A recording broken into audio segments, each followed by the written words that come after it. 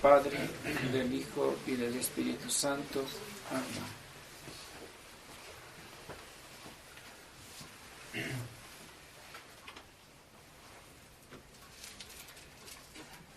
Muchas cosas podríamos decir acerca de este domingo 13º después de Pentecostés.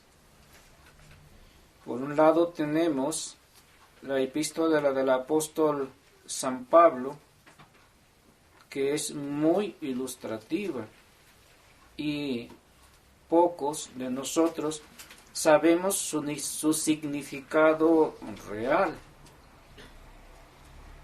Por otro lado, tenemos el Evangelio de nuestro Señor Jesucristo con estos 10 leprosos, que tiene también otro significado muy profundo y que oculta una joya muy hermosa, que es uno de los 7 sacramentos.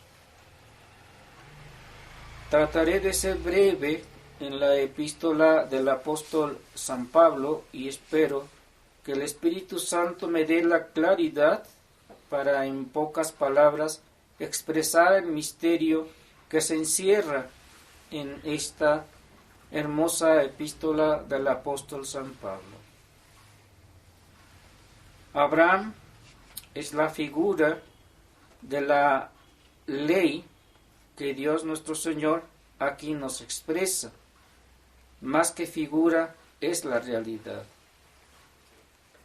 Es la ley que nos viene por la fe, a la cual se le denomina promesa que hizo nuestro Señor en su momento a Abraham. La otra está significada por Moisés y es la ley que se dio en el Sinaí. Ustedes recuerdan muy bien que Abraham tenía un hijo que se llamaba Isaac. Nuestro Señor le pidió el sacrificio de Isaac. Para Abraham era lo más querido y era el único hijo que tenía de Sara, su esposa legítima. Tuvo otro que venía de Agar y se llamaba Ismael, pero era hijo de la esclava. Por lo tanto, el derecho total le correspondía a Isaac y no a Ismael. Pero nuestro Señor le pidió un acto de fe profunda y le dijo, después de haberle dicho que le haría padre de una gran nación o de un pueblo inmenso, le pide el sacrificio de su hijo. Imagínense ustedes el dolor tan grande y la prueba tan difícil a la que se vio sometido Abraham. Aún con todo, Abraham estuvo dispuesto a cumplir el sacrificio o a cumplir la orden de nuestro Señor, sacrificando a su Hijo amado. Un ángel impidió que Isaac fuese inmolado, pero pongámonos en el lugar de Isaac.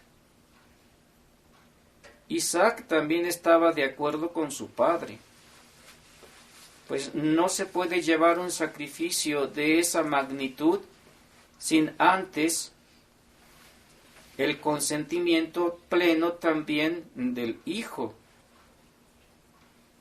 E Isaac le decía a su padre, y padre, ¿dónde está la víctima que va a ser sacrificada, y Abraham tuvo que morderse la lengua, por así decirlo, y no decirle que él era la víctima. Y solamente le dijo: hijo mío, Dios proveerá. Tú ven conmigo a hacer ese sacrificio. Por esta razón se dice que por la fe de Abraham se dio la promesa, y el sacrificio directo que se desprende de esta acción de Abraham es nuestro Señor Jesucristo, en quien el Padre Eterno no impidió el sacrificio de su Hijo, y éste se consumó en la cruz. Por eso dice el apóstol que somos hijos de la fe o de la promesa hecha a Abraham, pero no de la ley mosaica.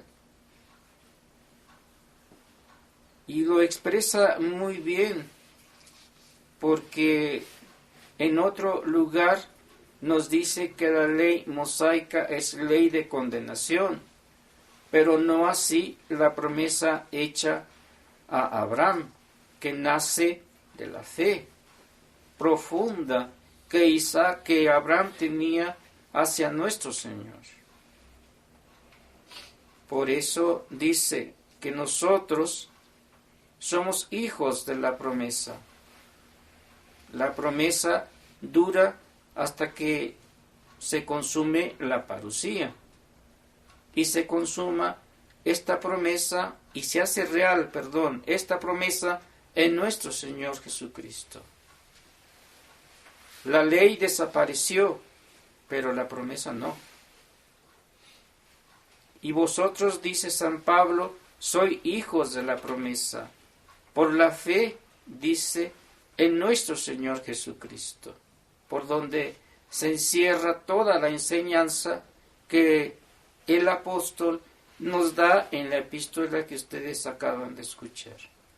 Por lo tanto,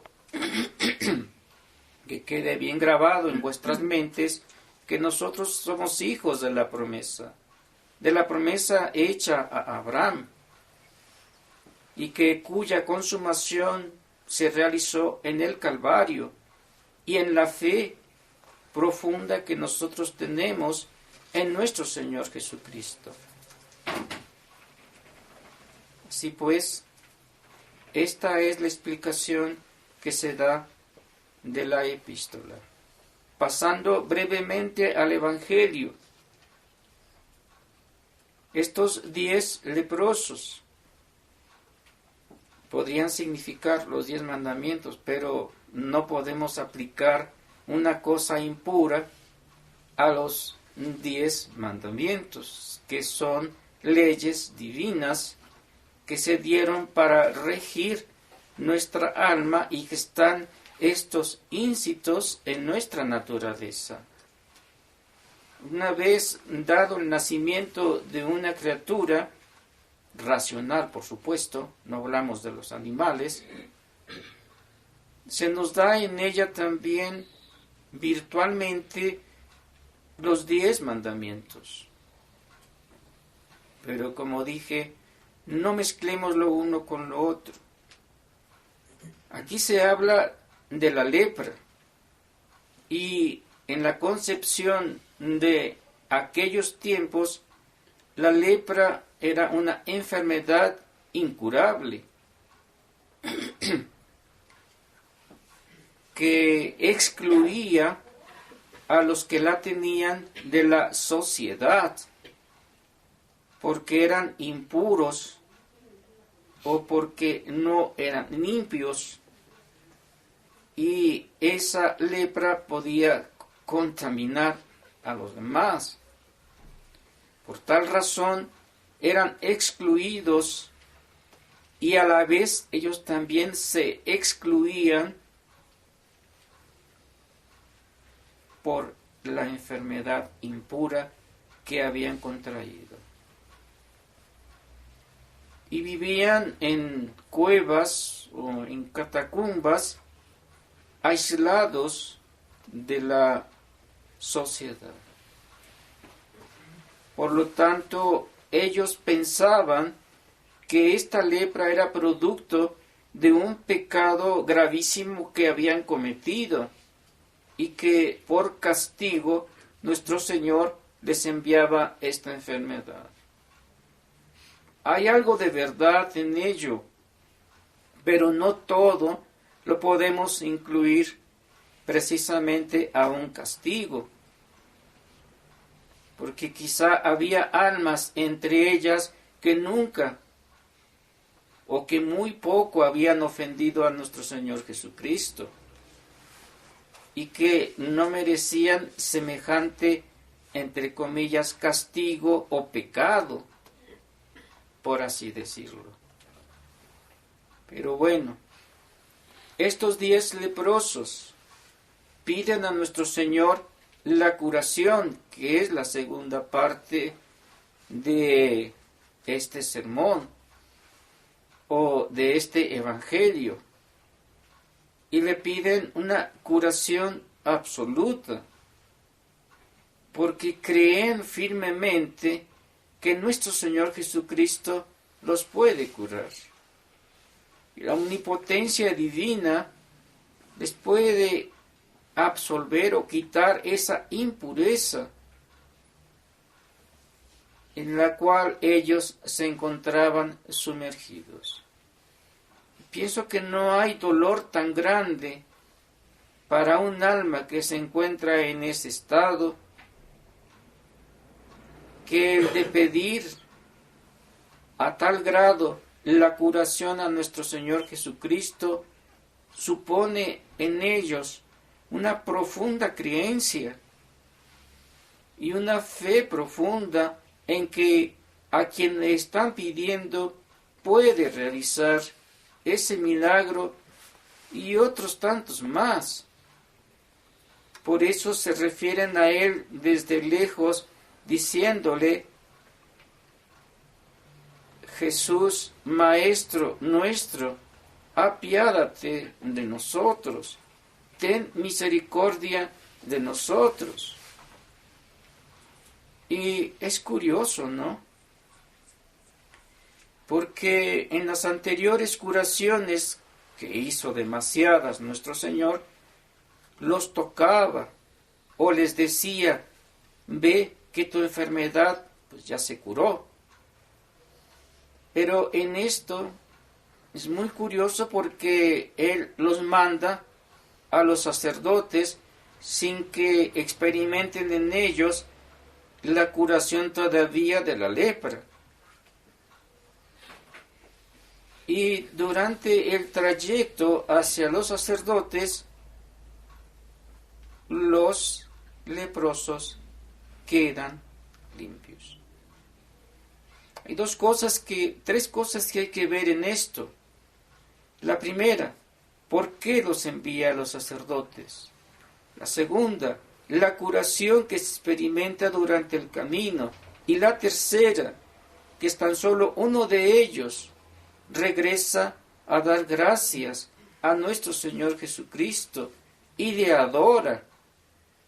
No solamente se le dice gracias, como diríamos nosotros, con una enfermedad simple como una gripe, sino que debido a la profundidad de la enfermedad, no encuentra él otra respuesta más que adorar a nuestro Señor y agradecerle desde ese punto postrado delante de él. Pero vayamos a lo primero.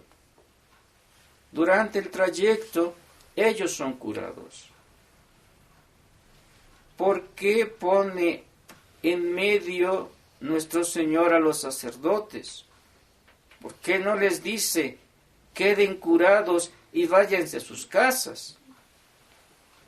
Porque según la ley mosaica, el leproso debería presentarse ante el sacerdote para que el sacerdote, después de analizarlo y verlo, lo insertara dentro de la sociedad y ya no fuese él excluido de ella. Por esa razón los envía al sacerdote. De no serlo así, habría ocasión para que los fariseos le pudiesen criticar, o lo pudiesen acosar, o lo pudiesen difamar. Para evitar esa difamación de que no cumple la ley de Moisés, entonces los envía a los sacerdotes. Y una vez que los envía, pues también los cura. Pero aquí el hecho de la curación de los leprosos no responde a la ida con el sacerdote, sino al milagro que realiza nuestro Señor durante el trayecto hacia los sacerdotes. Y podemos hacer una comparación de lo que hacen los sacerdotes de la antigua ley, que es figura de la nueva ley promulgada por nuestro Señor en el Calvario, y entonces nos topamos con aquellos que Él ha elegido, porque lo dice con claridad meridiana que debe sonar en nuestras mentes, que no es uno el que elige ser sacerdote, no es uno el que le dice a nuestro Señor, porque yo tengo vocación, tú me tienes que aceptar, Señor. Tú tienes que decirme, sí, tú tienes vocación, vente conmigo. Sino recordar con sencillez y humildad aquellas palabras de nuestro Señor, que dijo, no me elegiste vos a mí, sino que yo os he elegido a vosotros para que llevéis fruto o deis fruto. Y eso nos hace falta mucho, meditar en ello. Un sacerdote de la nueva ley debe reconocer que sin este reconocimiento de nuestro Señor y esta elección de nuestro Señor, es imposible ejercer el sacerdocio. Es una cosa, una responsabilidad que no podemos alcanzar ni a vislumbrar la profundidad de ello. ¿Cuántos en el camino se han quedado porque más bien tocaron a la puerta de nuestro Señor y le propusieron, saliendo de su orgullo y de su amor propio, decirle, Señor, mírame, que tengo altas luces, que soy sabio y que soy inteligente, por lo tanto, merezco formar parte del grupo de sacerdotes que tú eliges? Es contradictorio todo esto, porque nuestro Señor, ¿por qué eligió a un santo cura de Ars que no tenía mucho ingenio, que no era inteligente, que le costaba trabajo sus estudios teológicos? ¿O por qué eligió a un San José de Cupertino, que no, por otro lado, no quería ser sacerdote él? ¿O por qué aceptó que San Efrén no llegara a ser sacerdote, sino diácono solamente? Y es un doctor de la iglesia. Esas contradicciones que para nosotros suenan como ilógicas, para nuestro Señor es lo más lógico que existe en cuanto a la elección de sus sacerdotes. Pero viene otra responsabilidad muy grande, porque al fin y al cabo, ¿qué es el pecado comparado con la lepra? ¿No es también ante los ojos de Dios una inmundicia que carcome nuestras almas? Y que de ser tan grande y a la vez impenitente por parte de nuestras almas, nos alcanza la condenación eterna. Si Dios nuestro Señor hiciese visibles todos nuestros pecados y los manifestase en nuestras almas y en nuestros cuerpos, ¿no nos excluiríamos nosotros directamente de la sociedad? O más bien, ¿no huiríamos de la sociedad actual que padece esta maldita lepra del pecado? ¿No buscaríamos nosotros alejarnos de ellos? Y Monseñor trae un ejemplo muy claro, pero no hablando del pecado, sino de la herejía ecumenista, modernista, cuando dice que ellos tienen una lepra espiritual, es decir, tienen la herejía modernista, y la compara con una enfermedad tan popular en estos tiempos como lo es el SIDA, que también es una enfermedad incurable.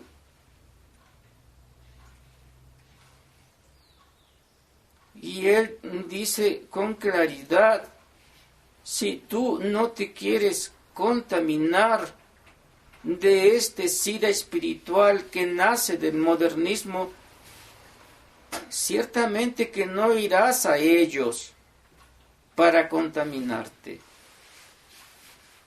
Más bien tratarás de huir de ellos para no contaminarte.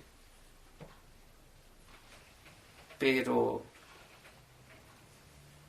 las palabras de Monseñor no fueron escuchadas. Y hay quienes prefirieron ir a contraer ese SIDA espiritual antes que mantenerse al margen de ese SIDA espiritual. Pero si Dios dio tal poder a los sacerdotes de la antigua ley para justificar a estos leprosos, no menos autoridad tiene el sacerdote de la nueva ley, porque él envía a los pecadores ante el sacerdote, en donde él le aplica el sacramento que él mismo instituyó antes de morir, cuando insufló sobre sus discípulos y dijo: recibid el Espíritu Santo, a quienes les perdonareis sus pecados, les serán perdonados en el cielo, y a quienes retuviereis los pecados, les serán retenidos en el cielo. ¿Y por qué no lo hizo él directamente? ¿Por qué no se quedó o no está entre nosotros hasta el fin de los tiempos en los confesionarios, absolviendo o sanando a estas almas de sus pecados, que, como dije, es parecida a la lepra? ¿Por qué deja esta autoridad en personas también frágiles? Y como dice el apóstol San Pablo, porque el sacerdote debe ejercer el sacrificio por sus pecados. y por los del pueblo. En su epístola a los hebreos, por sus pecados. Porque el mismo apóstol sigue diciendo, ya que está también él propenso a ellos y está también debilitado por ellos, porque conoce y ha experimentado en carne propia lo que es el pecado. Y por eso lo llena al sacerdote de entrañas de misericordia, de esa misericordia que no es del sacerdote en sí misma, sino que es de nuestro Señor Jesucristo. Porque nosotros sin él no podemos absolver a nada, ni a nadie podemos hacer. No podemos ejercer otras labores también propias del sacerdote y que son a veces onerosas, como el tener dominio sobre los demonios. Eso no es nuestro. Jamás nosotros nos atreveríamos a hacer semejante cosa si no estuviésemos elegidos por nuestro Señor para ese ministerio también. Por lo tanto, no es ante nosotros quienes ustedes confiesan sus pecados, sino más bien es ante nuestro Señor Jesucristo. Porque nuestro Señor Jesucristo en esta acción nos está pidiendo un alto acto profundo de humildad. Los protestantes dicen, ¿por qué yo he de confesar mis pecados a un hombre tan pecador como yo? Y les contestaría con sencillez y simplicidad, porque nuestro Señor Jesucristo los eligió para que ejerceran tal ministerio, a pesar de que ellos también están persuadidos de su debilidad y de su fragilidad debido a los pecados. Maravilla grande, milagro extremo, que se ejerce todos los días y por ejercerse todos los días se le resta muchísima importancia, cuando en realidad tiene una trascendencia que llega incluso hasta la vida eterna, o a la condenación eterna también, si no son escuchadas las palabras o los consejos del sacerdote y no se recibe la absolución por alguna razón que el sacerdote tiene necesidad de retener esos pecados y no perdonarlos. Pobre del alma a la que el sacerdote no le da la absolución, por donde la antigua ley solo comprobaba y Dios absolvía. Y en esta ley nuestro Señor se vale como del sacerdote como instrumento necesario para ejercer el sacramento de la penitencia. Él se sujeta a lo que dice y Él se mantiene inmutable. Por eso la sentencia de Él es recibir el Espíritu Santo. A quienes perdonareis los pecados, ojo, les serán perdonados en el cielo. Pero a quienes no se los perdonareis, tampoco les serán perdonados en el cielo. ¿Quién de nosotros dice no estar leproso? Hablando de los pecados. ¿Quién de nosotros, como dijo nuestro Señor, el que se encuentre libre de pecado que arroje la primer piedra? todos, de alguna u otra manera, padecemos esta lepra. Todos necesitamos mostrarnos ante el sacerdote. Aún el mismo sacerdote tiene que presentarse ante otro sacerdote para que lo absolva de sus pecados. Porque qué bonito sería que el mismo sacerdote se absolviese de sus propios pecados. Pero no es así. La realidad es esta, que así como ustedes acuden a nosotros para absolverlos de sus pecados, nosotros tenemos también a su vez que acudir a otro sacerdote para que nos absuelva de nuestros pecados. Porque el cumplimiento y la palabra de nuestro Señor lo sella muy bien con esas otras que dice: el cielo y la tierra pasarán, pero mis palabras no pasarán. Que debemos tener una conciencia cierta de lo que es y conocer nuestra alma, sin duda alguna que es una obligación en conciencia. Pero no podremos llegar por nuestro amor propio al conocimiento de nuestra propia alma si no somos primeramente humildes, sencillos y simples ante nuestro Señor Jesucristo.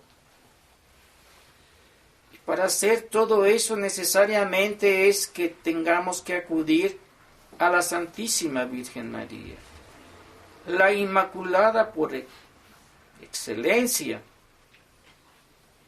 la única que puede alcanzarnos una gracia tan especial de que conozcamos el estado de nuestra alma, pero el estado real de nuestra alma, que nos mueva de todo corazón y con todo el arrepentimiento de nuestra alma a acudir al sacerdote y decir: Señor, he pecado contra ti, contra mí y contra mi prójimo. No soy digno de ser llamado hijo tuyo. ¿Y qué puede hacer entonces el sacerdote? Por mandato divino de nuestro Señor Jesucristo, sino levantar su mano y decir: Ego te absolvo a peccatis tuis in nomine Patris et Filii et Spiritus Sancto. ¡Qué alivio no experimenta esa alma cuando recibe la absolución! ¡Qué de consuelos no se llena ella! Y qué de agradecimientos profundos a la Santísima Virgen María porque le alcanzó esa gracia tan especial. Que debemos pedirla siempre, que nos dé el conocimiento de nosotros mismos. Porque dado eso, ciertamente que haremos confesiones más profundas, más dolorosas y sobre todo más sinceras. Ave María Purísima. En nombre del Padre, del Hijo y del Espíritu Santo. Amén.